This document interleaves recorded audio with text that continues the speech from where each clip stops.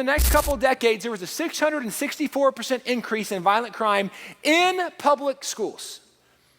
If you go back and look, again, this is actual government data. If you go back and look, the greatest problems that teachers identified in public school in the 1950s and 60s were chewing gum in class and talking in class.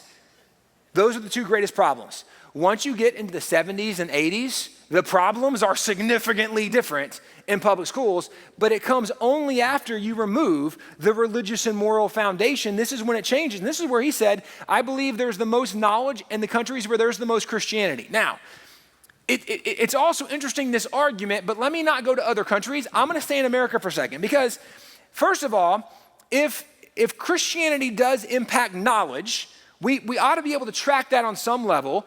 And sure enough, if you go back and look at the SAT scores, in 1963 is when we say no more Bible in schools. And the following year, it starts a nosedive where they lose more than 100 points. Now, 1994, it changes. In the SAT, they've done this several times. They call it renorming the test. What does it mean to renorm the test? It means they redefine how they're giving grades. In 1994, in 1 year, everybody got 100 points higher overnight.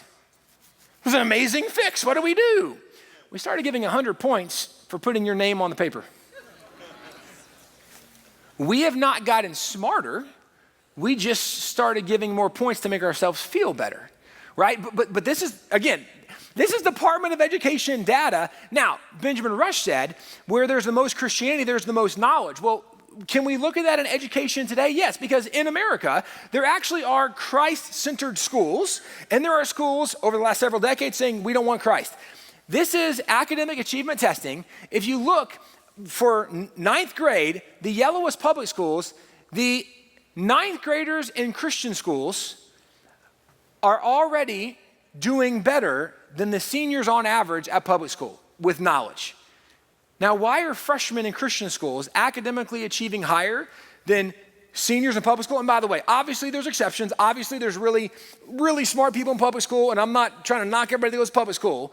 There are exceptions, but why on average is this a norm? Because in Christian schools, they're still building on a religious and moral foundation, right? It's giving something that you can then add knowledge onto, and it works better, it makes more sense.